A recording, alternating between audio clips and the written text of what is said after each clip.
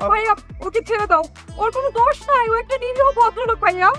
ও নিরীহ ভদ্রলোক, ধরা পড়লে সবাই নিরীহ ভদ্রলোক সাথে।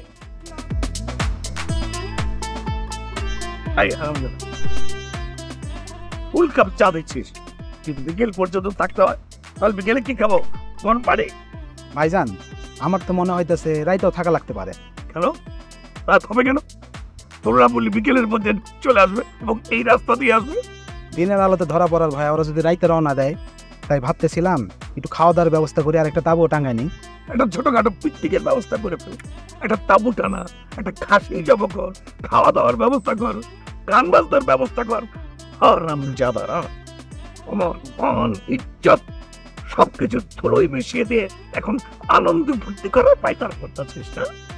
একটা মেয়ে মানুষকে ধরে আনতে পারলি না, কে কাজ তোরা? কে কাজ? ভয়রে তো ফেলছিলাম ভাই, কোত্থেকে যে ওই পঙ্খিওয়ালার উদয় হইলো, চোখের নিমিষে ফুরুত করে উড়ায় নিয়ে গেল। পঙ্খিওয়ালা? তাহলে পঙ্খিওয়ালাই হচ্ছে তত নাটের গরু না? ঠিক আছে, আসুক আগে দেখতে। ও কি আমি বেঁধে হিজল গাছের মগ ডালে লটকে রাখবো? আমার ব্যাকগ্রাউন্ড সে জানে না। এখন কি করবো ভাই? যা করছিস তাই কর, চুপচাপ এখানে দাঁড়িয়ে থাক যতক্ষণ পর্যন্ত না আসে।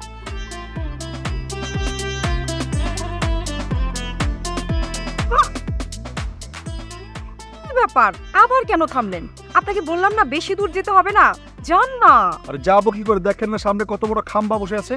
আরে খাম্বা আছে, খাম্বা পাশ কাটিয়ে যান। পাশ কাটিয়ে যান? পাশ কাটিয়ে বললি কি যাওয়া যায়? আর দেখি অরণ্য শুনে না। আপনি বসেন, ওকে আমি গিয়ে কয়েকটা সুবচন বাক্য শুনে আসি। ভাইজান এই সেই পঙ্খিওয়ালা যে আপনার বোনকে উঠা নিয়ে গেছিল।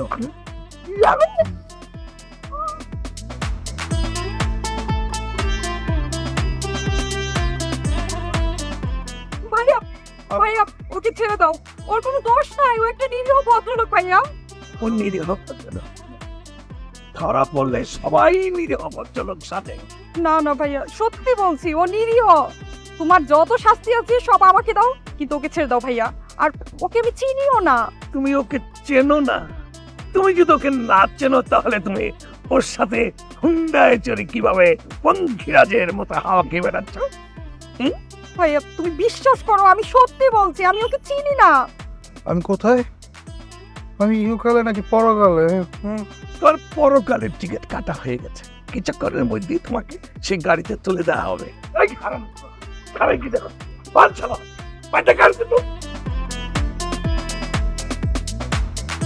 তোমার ছেলের গতিবিধি আমার কাছে খুব সন্দেহজনক মনে হচ্ছে। সেই 7 সকালে বেরিয়ে গেল, এখন পর্যন্ত একটা ফোন নাই, কোনো খবর নাই। তোমার ভাগ্নে আর ভাগ্নের বউ মনে হয় খুব আদর যত্ন করছে, খুশিতে আমাদের কথা ভুলেই গেছে। ওই কিপটার বাচ্চা কিপটা আদর সহায় করবে, এটা তুমি আমাকে বিশ্বাস করতে বলো? কি এমন দরকার পড়লো যে এমন তড়িৎ গতিতে পুকুর বাড়িতে যেতে হবে? তোমার ছেলে হয়েছে ঠিক তোমার মত, অর্ধেক কথা তার মুখে আর বাকি অর্ধেক পেটে। যাবার সময় বলল কি এই ঠোকরওয়ালিকে খুঁজতে যাচ্ছে। ঠোকরওয়ালি?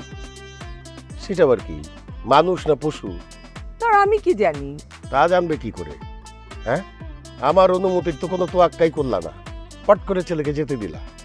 এখন বুলবুল যদি তাকে বেঁধে রাখে? কি বলছো এসব? ওকে বেঁধে রাখবে কেন? বুলবুলকে তুমি জানো? ও যে ঘাড় তেরা, হ্যাঁ, এবং যে কি পরিমাণ কিপটা, ওর পক্ষে সবই সম্ভব। 2 কেজি মিষ্টি নিয়ে আসতে হবে, সেই জন্য সে আমার বাড়িতে আসে না। শুধু ওর দোষটাই দেখলে? তুমি কতবার কত কেজি মিষ্টি নিয়ে ওদের বাড়িতে যাও? হ্যাঁ, এখন দেখি ওই বাড়ির প্রতি তোমার দরদ খুব উঠলে উঠলো। তুমি না, তুমি যে কি, তুমি শুধু আমার দোষটাই দেখো, ভালো কিছু তোমার চোখে পড়ে না। চল।